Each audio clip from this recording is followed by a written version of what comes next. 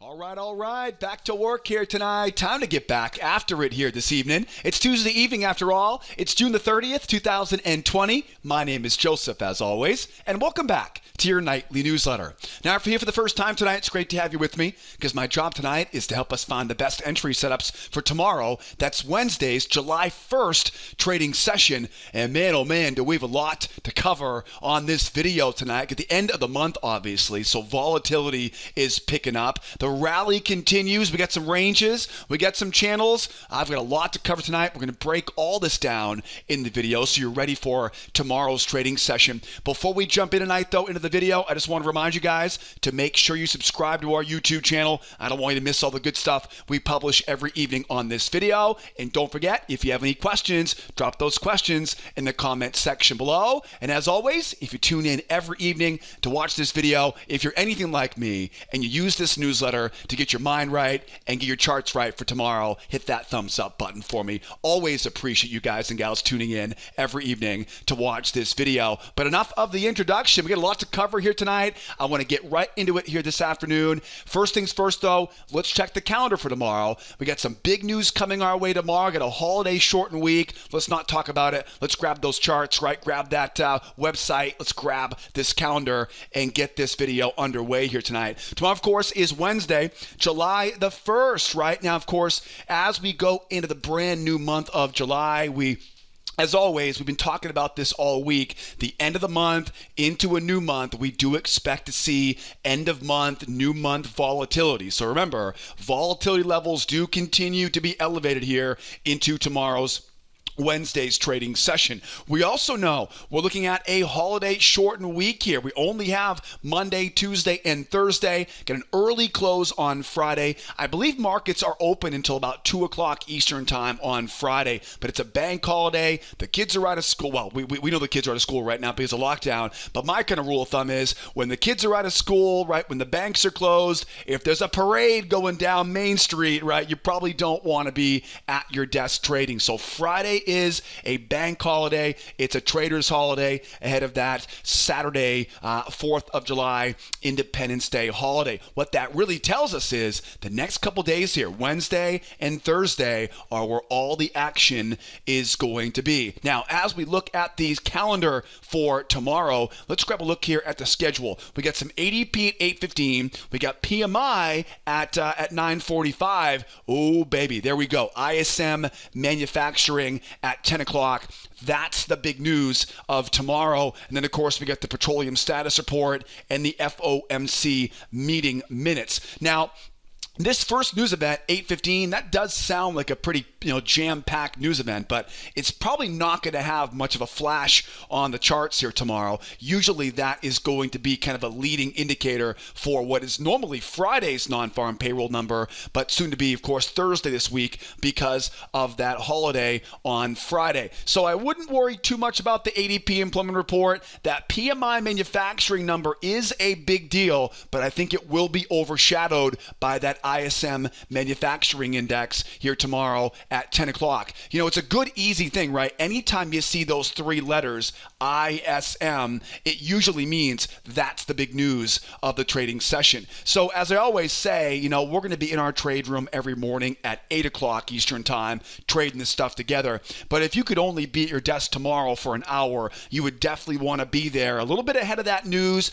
charts all prepped up. So, as always, that kind of 10 o'clock to 11 o'clock block right now does appear to be where I would be. Again, we'll be at our desks tomorrow morning, all morning, the trade room. But if you only had a small sliver of time tomorrow, that 10 o'clock to 11 o'clock hour is definitely where you got to be at your desk. And then, of course, as we go later on in the session, we got the petroleum status report at 10:30. This is a really typical, right? Pretty typical Wednesday 10:30 news report. What you do want to remember too about this weekly inventory report is if you're a crude oil trader like I am, my cutoff is at 10:15 on Wednesdays, and then I'll get back after it at 10:40, right? So it's about 15 minutes before the news comes out, and then 10 minutes after that news comes out. Now, remember, this is weekly, right? Every week, Wednesday morning, 10:30. This is all about oil, right? This won't affect anything else. It's just going to affect oil tomorrow. So if you're an oil trader, 10:15, the alarm goes off. We're sitting on hands just for oil, right? We can trade everything else, but just for oil, 10:15 to 10:40, we're sitting on hands. Get after it after 10:40, right? Once that dust settles after that news. And then I'll tell you, I don't normally advocate for trade in the afternoons, but tomorrow we get the FOMC meeting minutes at 2 o'clock Eastern time. Now, you want to treat this with respect tomorrow because there's always potential. Anytime you see the FOMC stuff, there's always potential. There's going to be a slowdown ahead of that news, and then, give it 10, 15 minutes. By 2:15, 2:30 tomorrow, that's definitely when you might be looking at that last hour of trading. 2:15 to 3:15, right, tomorrow afternoon, definitely is something that you want to keep your eyes open for. Now, this is very much a big variable tomorrow afternoon. I want to make sure I warn you that with Friday's non-farm payroll number moved to Thursday, what this basically means is at the end of the day tomorrow, it might be really, really slow. So I need you to be careful tomorrow if you are trading that reaction to the FOMC or the FOMC meeting minutes, right? Those are the notes from the last FOMC meeting. So be careful tomorrow. If the price action's not moving very much, if it's low volume, don't force it because you know what they're waiting for, right? They're waiting for that employment number the following morning. So a quick recap here. I wouldn't worry too much about the ADP employment number, right? 9:45, yeah, okay, I'll give it to you. But the real good stuff tomorrow at 10 o'clock Eastern time that is probably going to lead into some of the best setups, 10:15, 10:30, 10:45, as we've seen over the past few weeks. And then as we go lower, be careful around the petroleum status report, 10:15 to 10:40, sitting on hands. Again, it's only oil. And then again, right, we might have a bit of an afternoon delight tomorrow afternoon with the FOMC minutes being released at 2 o'clock. But you got to be careful in this because if the markets are barely moving, you know what happened, right? You know they're all sluggish ahead of that employment number on Thursday morning, not Friday morning. Normally this is on Thursday, but with Friday being a bank holiday, that employment number is moved back to Thursday. So be aware of this tomorrow afternoon. It definitely may get pretty sluggish as we go into that employment number on Thursday morning. Now, I will be back tomorrow night for a newsletter tomorrow night, but I will not be sending out, just so you know, there'll be no newsletter on Thursday evening because, again, there's a holiday on Friday. So tomorrow night will be our final newsletter of the week. We'll be off on Thursday. Everybody, of course, have a great, great holiday weekend. We definitely earned it in this month of June. This was a very, very busy month of June. So now you know the plan for tomorrow. And don't forget, like I said earlier, we'll be right in our trade room as we are every morning, Monday through Friday, 8 o'clock Eastern time. I would love to have you right there with me, looking over my shoulder, executing with confidence right along with me. You can find all of the information to get registered for tomorrow morning's trade room and also all the other stuff we offer here at School of Trade in the description of this YouTube video. Or if you're on the blog at Sideways Markets right now, just look right below me right now on the video. And there's a big button for you down there to register as a brand new member. All right, we are looking great. Getting the blood pumping here tonight. Hope you guys had a fantastic day out there. Let's see what's going on the charts here. Got the S&P. We got the oil, right? We got the gold. The yellow metal is all set to go here as well. Let's grab the S&P. S&P, of course, on everyone's mind right now, riding the rally, right? Riding the rally. That was the title of last night's newsletter, and they definitely didn't disappoint here tonight. What do we know about the S&P here? Well, we know we have a strong move up. It's not just a two-legged move here, but if you actually go back and look at yesterday's session, if you measure that leg and that leg, it's also a measured move there. So definitely a bull market we can easily see we've got a measured move objective that has been reached. But I think the most important clue on this chart has nothing to do with today's, well, I guess it does have to do with today's information, but let's look back in time here, and you can see that big top, right? I left that red line on there at 30.8207. Now, that is a pretty big deal. You can see what happened, right? They broke free of that area. They got all the way up to that round number at 3,100 to finish off what I guess is the best quarter since 1998. Is that correct? Yeah, the best, right? The best quarter since 1998, right? For the S&P 500. So they kind of finished it off there, right, a little bit of a splash there up at 3,100. Now, we got that big break higher, but look where they came back, right? They closed, right? They closed right down on top of, guess what? Right on top of that area. So it looks like the buyers were partying like it's 1998 up there, right? You definitely see they get a little bit overdone right above that high, and then kind of came back down, right? Back down into that high. I think that's a pretty big clue in my opinion, right? It looks like they kind of overstretched themselves to get that measured move, and they said, okay, we got it. Let's come back down to where we know the market wanted to go before at that 30.82. Now, we know we're bullish, but I'm not going to lie, I'm a little bit worried about buying here, right? I'm a little bit worried buying into this area right here. That's kind of the hard part, I think, for the shallow pullback, because in the bull market, I want to buy at a support level. I got a lot of support. You notice I've got that trend line drawn off those highs. What a beautiful channel this is. And, at first glance, I'd like to be a buyer off the low of this channel for tomorrow, but I'm just worried. I'm worried that this area here, back from earlier on in the month, I'm worried that area is really going to be a kind of a headache here for us. So if I could have it my way tomorrow, what I would do is I would go one level lower. I'd go back to that 30.72 half area, where we call these reversal lines. These are prior tops, right? We call these reversal lines. And then, of course, I'd like to get that reversal line tested there. Now, here's the problem, though. The problem is going to be when I pull back on this now, there'll be a lot of sellers who are trying to short this thing and probably go back into that range where we came from here earlier. So if I had it my way tomorrow, my ideal entry would be a deep pullback into my battle zone, right, into that support area. Then I want to try to trap some of these sellers in the wrong side of this market. I'm going to let them try once. I'm going to let them try twice. And once I see bears committing twice on the pullback now I know where their stops are. Their stops will be right above that high, and I'm going to need those stops to be fuel for the move going through that high again.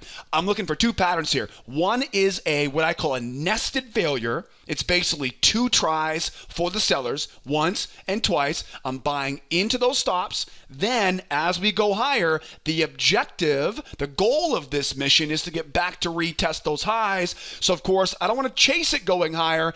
I'm going to look for what I call a two-try trap pattern on the way back up to retest that high. These would be, if I had it my way tomorrow, it'd be that deep pullback down into my battle zone, get underneath this channel, right? Go a little bit further than go a little bit further than it needs to, get underneath that channel, buy me some space to work with away from this high, and then simply wait for those bears to wrap that rope around their neck, and then we'll just buy right into their stop losses as we go. And then on the way up, I'm looking for that what I call a two-try trap pattern on the way up. Now, there's also a good chance here we may just simply, because of that strong move higher, that's a big, strong move. And anytime we see a strong move like this, anytime we see a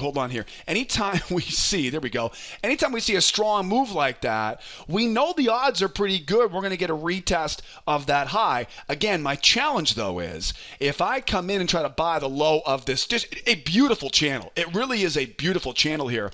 If I try to buy the low of that channel now, I've got to, you're going to be battling through a little bit of chop here. So I'm worried about buying high, right? I'm worried about buying too high up the ladder right now. What's my favorite setup to avoid buying high or selling low? It's a trap. And it's going to look a lot like this. You'll come back, the bears will come in and try to sell it once. They'll come in and try to sell it twice, and that trap right below that prior swing, that's going to be my bread and butter here if the market doesn't want to give me a nice deep pullback. It's called a trap setup. In this case, it's a two-try trap because the bears have to try once, go higher, try twice to get me that trap right as we go. So those are a couple scenarios I'm watching for here on the pullback. Now, trap patterns. Trap patterns are one of the most powerful setups around the low of a bull channel. In fact, we talk all about trap patterns in our free trading course. I'm going to put a link in the upper right-hand corner for you. Grab that link, get registered, and learn all about my favorite setups. You'll learn traps, you'll learn failures, you'll learn strength and pullback moves, you'll learn ranges and trends. My entire three-step strategy is broken down in that free trading course. Pause the video, grab that link that popped up there in the upper right-hand corner, and don't forget, guys, all of the important links will also be below the video right now on the blog or in the description of this YouTube video. Now, there's also a chance here that we may end up going sideways. There's also a chance here we may end up going sideways here because after all, right, we do have this big area of resistance up here. So if we do end up going sideways at some point, here's what I'm going to do. I'm going to measure the amount of the move above the range. I'm going to project that below the range. That's going to give me now my level of support that I need. Then I'm going to look for a buy off that support level using what I call a two-try failure pattern, right? Two-try failures are pretty simple patterns here. Again, if we go sideways, I'm not going to try to break out or force this stuff, and I'm definitely not going to sell this market yet, but I will be looking for the breakdown below the range, wait for the sellers to get short off the moving average. It'll probably look a lot like this, right, where they get below it, they come back, try to sell it, and the market goes up. Same idea, right? Same idea, just underneath the low of that trading range. And then, of course, last but not least here for the bulls, if the bulls happen to keep on blasting, we've got a lot of space overhead here right now. There's another big juicy target over there. They may want to start the quarter, right, or start the new month of July with a bang here. But what are two patterns to confirm?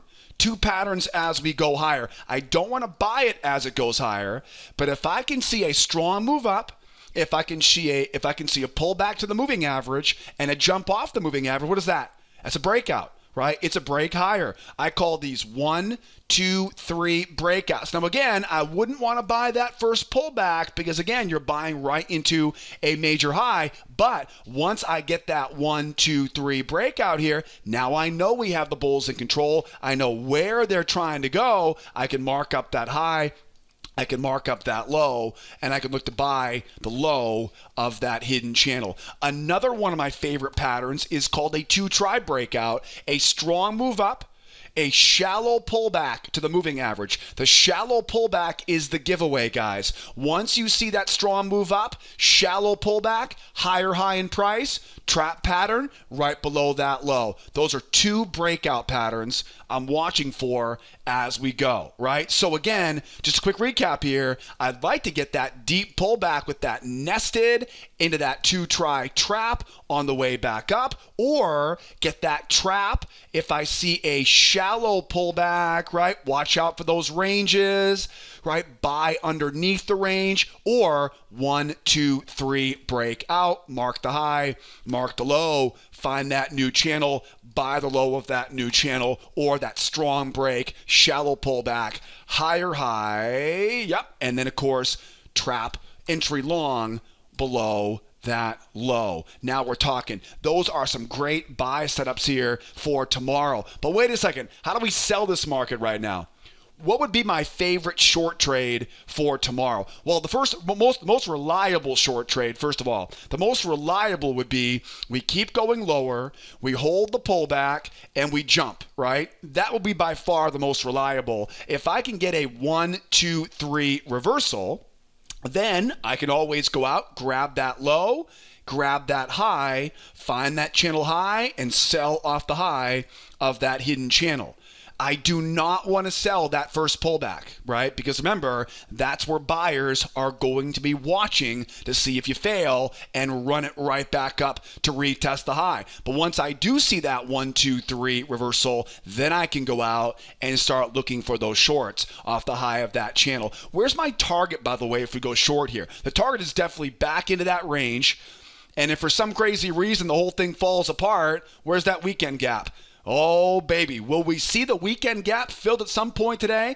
Can we go from 3,100 to 3,000 in 1 week's time? We're going to find out, aren't we? We're going to find out here tomorrow, though. Don't quite try calling tops here just yet. There's a lot of good fundamentals in the market right now, especially since we saw some really good numbers coming out of some of these hotspot states regarding the second wave, right? A lot of new cases, right? But a lot of them are not as bad as it seems, and it seems to be day over day they're getting better here right now. Now, what if we double top up here? Is there any way I could sell off the high here? I definitely could with what I call a crown reversal. Another one of my favorite short trades right now would be a pop up, a pullback, a pop up, and a short off that trap. This would be another nice sell opportunity here. Now, what I'd like to do is get this thing to go up, try it again, right? And then you'll see bears coming in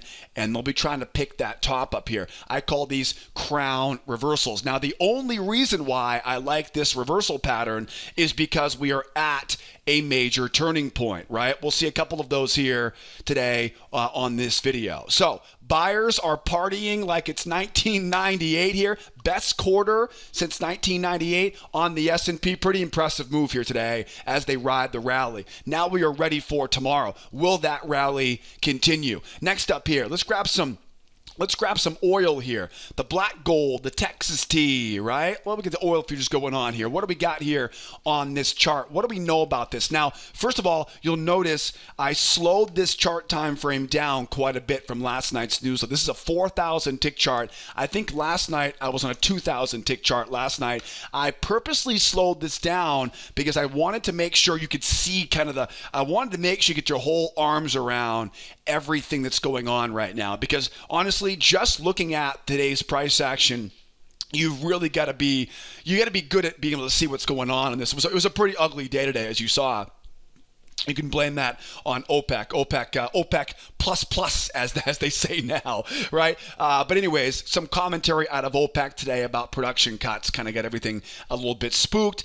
And then, of course, right, the numbers that came out mid-morning this morning, we saw numbers from Florida, from Texas, and I believe, where was it? We saw California late in the day, but this morning, though, the numbers out of Florida and Texas, yes, we are getting more cases here, but they are not only hospitalizations, but those new cases are simply dropping day by day right now. So you could almost kind of feel the oil had a big sigh of relief, right, at about 11:30, about 10:30, 11 o'clock this morning as those numbers came in. Because, again, as we said last night, it was last week was the markets, kind of worrying about this, the severity of this second wave. And it does feel like the markets now have bought into the idea that, yes, there is an outbreak of more cases, but it doesn't appear, at least from what we know right now, doesn't appear this is going to be as deep of a cut as people were worried about this time last week. So let's take a look at the chart. What do we know about the chart right now? We know we have a bull market. Right? We know that every time the markets pull back, the buyers have defended it. We know every time the markets pull back, the sellers have gotten nowhere right now. So right off the bat, you can see every time it goes below that moving average, it gets dragged back up. Every time it goes below moving average, it gets dragged back up. That is going to be a theme here in this lesson on the crude oil. Now, I think the biggest thing is we know we're bullish. That's pretty easy to see here right now. This is basically just one big wide trading range is really what it is. It's a bull market And it's basically a range, right? We go up, we go down, we go up, we go down. I've got double tops, I've got double bottoms. It's basically just one big wide trading range. Now, ranges, and we'll talk more about this on the gold, ranges can really be broken down to two types of ranges. You have narrow ranges, which we have on gold right now, and you have wide ranges, which of course we have right now on the oil. The problem with a wide range, well, first of all, what does a range tell me to do? They tell me to buy low and sell high. Ranges are balanced, right? So the big important thing is in a narrow range, momentum doesn't play a very big factor. And so you can be a lot more aggressive, right, when you trade a narrow range. When you have a very wide range, momentum really starts to pick up steam. And so you've got to be a little more conservative as you're buying underneath that range. So momentum is a big factor in a wide trading range. Another big factor in a wide range is the risk-reward ratio. So if you were to think about a narrow range versus a wide range, if I have a very narrow range, I'm always, as a professional, I'm always looking to get the best risk-reward ratio. If I have a narrow range, I can't really buy just underneath that range and get a very good risk-reward ratio, right? I can't risk small to earn large. In a narrow range, I need to get a much bigger breakout so I can then risk small to earn large. So narrow ranges, although I can be more aggressive with them, they also tell me, though, I have to get a deeper pullback because that's the only way I can free up enough space. On a wide range, though, that's not the case. On a wide range, I can buy the very low of that range and I can still get a good risk small, earn large opportunity. So to kind of sum this up, when it comes to a narrow range, narrow ranges, right, they don't have momentum as an issue and they require those deeper pullbacks, right, to get the risk reward ratio. If the range is very wide, then momentum becomes a problem. Well, not a problem, but you have to understand momentum will be there, and you have to account for it. Momentum is a factor, I should say, and then we don't need those big breakouts, right? We can get shallow breakouts or shallow pullbacks because we have enough space for that good risk-reward ratio. So we're going to talk more about it on gold, right? Gold has a narrow range. We'll talk about that here in a moment. But right now, the key here is on this oil. Momentum is a problem and shallow pullbacks. So if I have this as my range, and it's a relatively wide range, you'll notice the buyers, they have no problem here buying just below that range.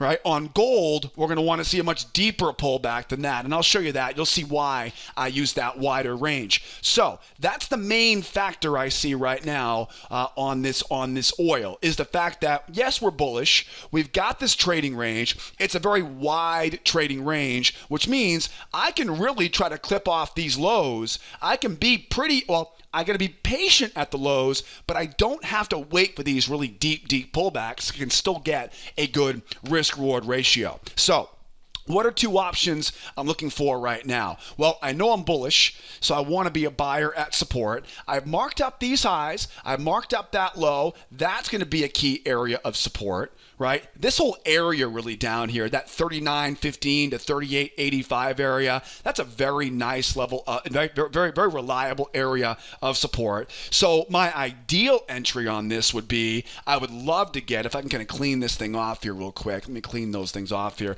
And of course, you want to stay away from the middle, right? If I had it my way tomorrow, I would get a pullback off that right down to that low.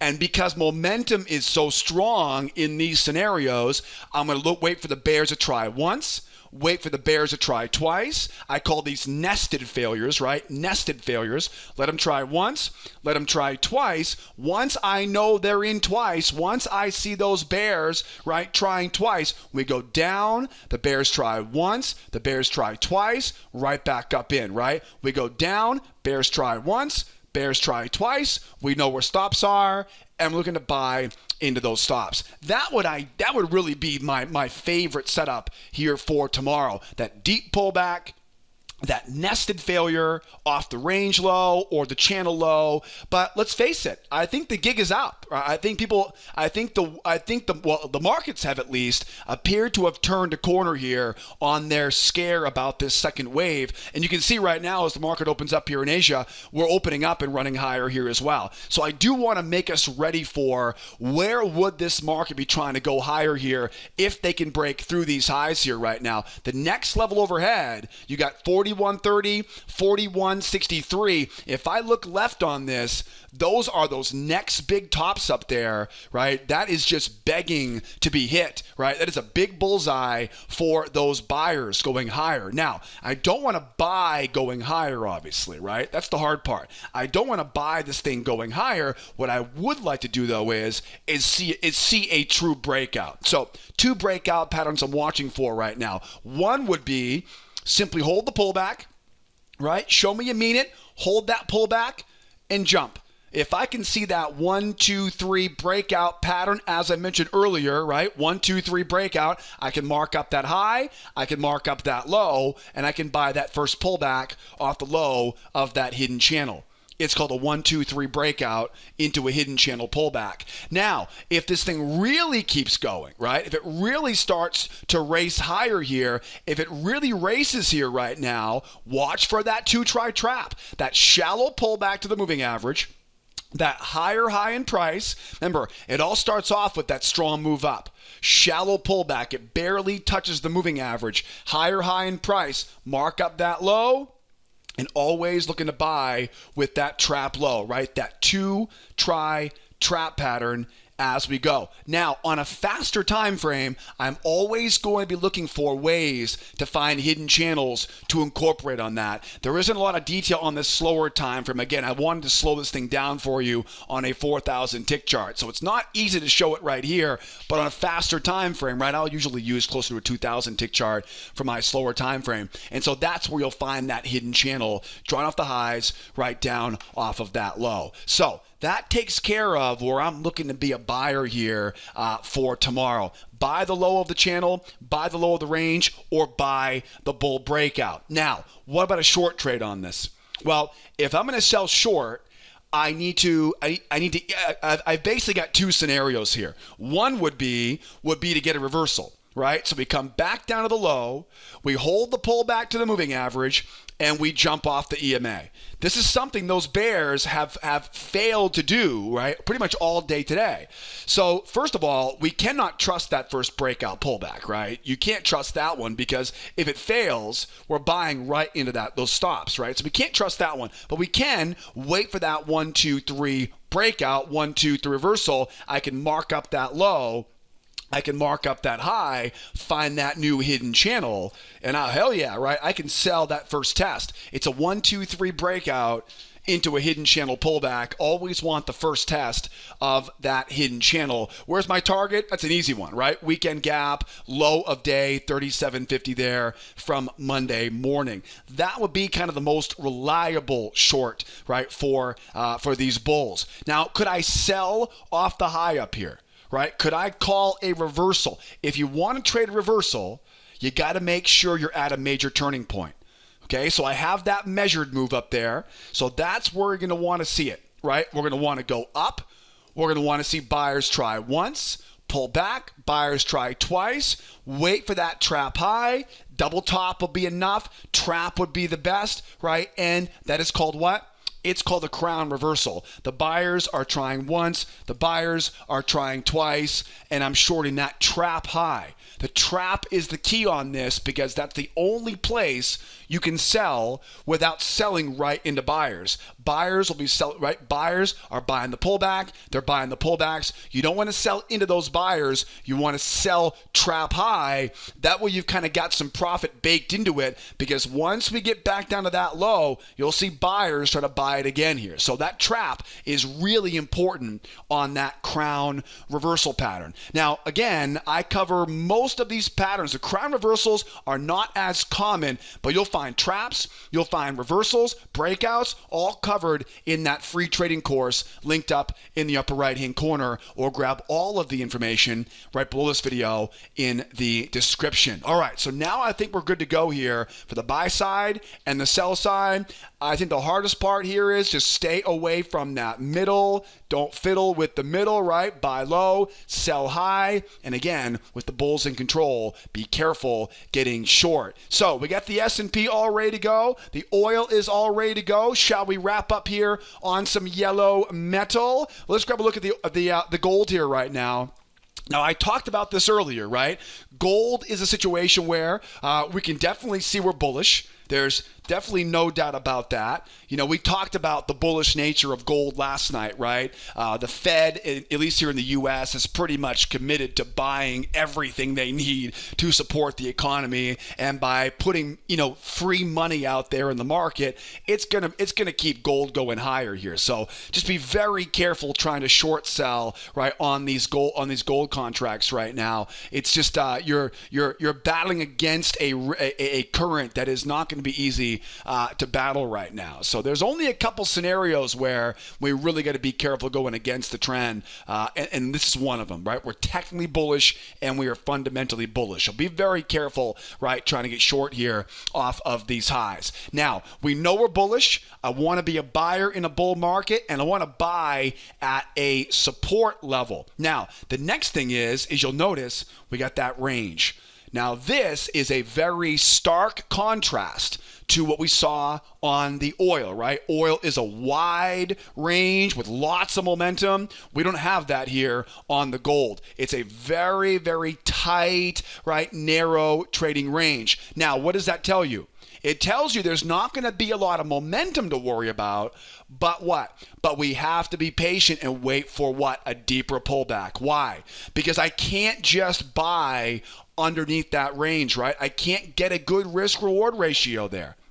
Okay, buyers are going to reject the idea. Well, keep in mind, we never know what's going to come. All we know is the best odds of our success are getting those deeper pullbacks and buying up from there on a range that is this narrow. So that's the first thing I notice on this range, right, is it's very narrow. It's very bullish. That is for sure, right? Fundamentally and technically, it's just, again, it is very, very narrow. So that's why I've got these levels down here. Reversal line at 92. I really like, if you take this range, right, multiply it up, there's your sell zone, multiply it down, there's your buy zone, right? That's where that range comes from at 93 down to that 90.5. Now, you'll also notice I've got this trend line drawn on. Now, in really anything besides this narrow of a range, this would really be a great spot to get long, because you'll notice it also lines up right with, if I draw a trend line off of those two highs, you'll notice it lines up beautifully with those higher lows. So knowing that, boy, that really looks great, right? That's a beautiful hidden channel. So I don't mind that channel because it's right on top, right, of this of that kind of expanding trend line, right? That support trend line. So I like this area, but again, I'm concerned because it doesn't satisfy that problem of getting a good risk-reward ratio and getting that deep pullback. So now that you know kind of my ideas here, now you know kind of where we're going. And by the way, guys, this is a very big high. I think this is an 11-year high, something like that on gold. That's not a lot else up there, right? I want to say it was 2011? Was it 11-year high? I think it was a 9-year high. 2011 was the last time we saw prices this high on the gold, I believe is what it was. But there's not a lot up there, right? There's not a lot up there. I mean, it's been a long time since we've been up this high on the price of gold. So we'll talk about targets as we go. What would my kind of dream come true scenario be right now? My dream come true would be, let's get that nice deep pullback. what I'd like to do is, to be honest with you, is get underneath this trend line, try to get this thing to pull back, get those bears to come in and try to sell, right, off that pullback. Once I see them get short, now I know where stops are. I can buy into stops. I can buy pullbacks off that, right, off that next pullback. I mean, this would be where I would be. That would be my home run scenario for tomorrow. Get that nice deep pullback. Let's get this text out of the way there. Right, get that nice deep pullback to free up some space, get some bears to come in and confuse it for a reversal. Again, maybe they use this trend line, maybe they don't. It's not really required, but it sure as heck wouldn't hurt, right? Get those bears to sell that pullback. Now you know exactly where their pain is. Right? Now you know where their stops are. Now you know where those bears go. Uncle, okay, I'm out, right? That's where you want to buy, right there. Buy right into their pain. Okay, that's the key, because they're not going to fight. They're going to get out of that trade. They're going to cover their shorts, and the price will oftentimes, right, shoot higher there. What I hope I'll get is that failure into pullback combination, going back up, right, into that, back up basically to that range top, leave a runner up to that major high of day. Now, that will be my dream. That's kind of my dream scenario, right? That will be kind of the home run scenario for you tomorrow. What if we don't get it? Like I said, there's a very good likelihood that we see a lot of buyers, right? Just ignore the range size and just get aggressive as hell, right, off of that low. The problem is, though, there's probably going to be a trend line coming down here. You know, it's just not a great, it doesn't get me excited. Let's put it that way. With that big of a move up, I really want to get a deeper pullback, but I may not get the choice, right? I may not have that chance. So what would be my favorite setup? What's the most reliable setup if you wanted to avoid buying high?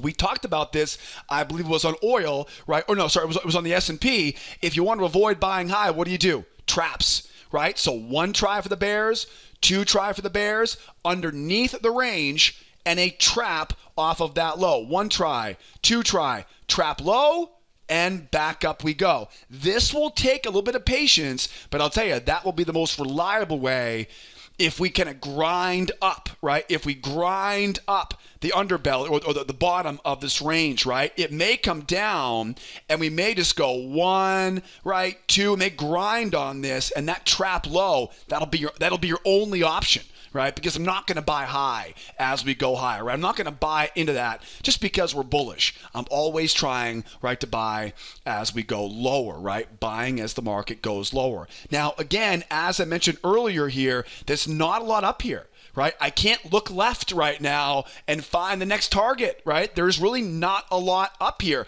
The only thing I can do right now is really start to project these measured legs, right? That's all I can really do here on the gold, right? So I've got this leg up, I've got that leg up, right? And I've got the next leg up, right? So, I mean, that's really all I can do right now.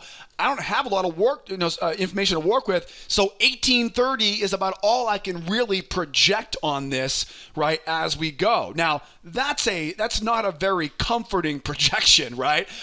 Will we go all the way at 1830 tomorrow? It's possible, but it would be pretty remarkable to see back to back days where we see these big moves, right? Big move up, choppy range, big move up, right? So, I mean, it's possible, but just be aware, though, we're going to have to see some serious proof here if I want to be convinced. They're going to convince us to keep buying on this market. So, as we go higher here, what are my 2 favorite breakout patterns? One of them is that 1, strong move up, 2, that pull back to the moving average, 3, jump off the EMA. They got to hold that pullback. They got to hold it, right? It's not enough to get a strong breakout. Now, this may not be that strong. It may just kind of jump up here. It may pull back, and it may jump off the EMA there. That's fine, too. Mark the high, mark the low. I want that first test, right, of that hidden channel. One of the most effective, most reliable setups you can find. 1, 2, 3 breakout, 1, 2, 3 breakout into hidden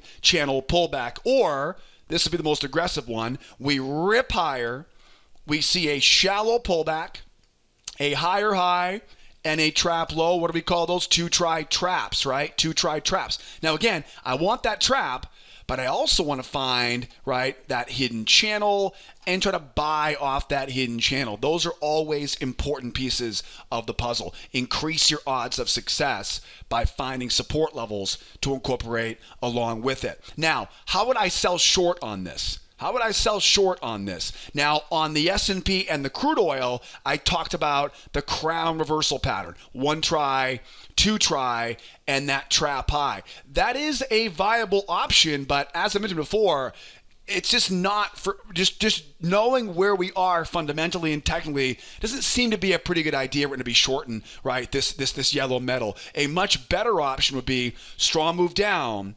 The bears actually hold this thing, right, and they reverse. Then I know I can trust them. Then I can mark that low, I can mark that high, and I can find that sell off the high of that channel. Where's my target? Back to the weekend gap, back to yesterday's range, right? Back down to retest those lows. So like I said earlier, be careful trying to fade this move going higher here on gold. Short sellers can easily get run over right now. In fact, that might have been one of the big reasons why this market ran higher, was because of that kind of short covering rally, right? That short squeeze. People look at the chart thinking it can't keep going higher, and when it does, they get forced out of their short positions and they end up buying themselves out of those losses, and it just accelerates the market going higher. It's very easy to trade what you think right now, but it's really important that we trade what we see here for tomorrow. And hopefully tomorrow we continue this party like it's 1998 right now.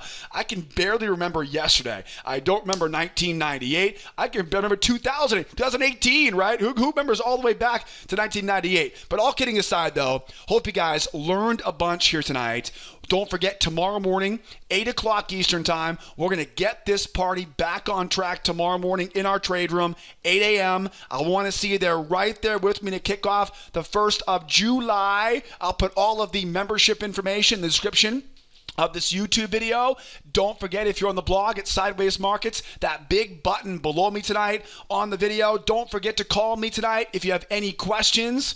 If you want to get registered for tomorrow morning's trade room, call me in the office. I'd be more than happy to walk you through all the important steps, or use that live support, right? That's always an option as well. No matter what, though, I hope you had a great evening tonight, though. Thank you so much for tuning in. Make sure you subscribe, like the video, and drop those questions in. I'll see you guys tomorrow morning in the trade room. If not, we'll wrap things up with a short holiday week tomorrow night. Tomorrow night, again, the last newsletter of the week here. Hope you guys had a great day out there. Come back and see me tomorrow. As always, my name is Joseph. Be well out there. Be nice to each other, will ya? And be here next time. Adios, amigos. Bye-bye for now.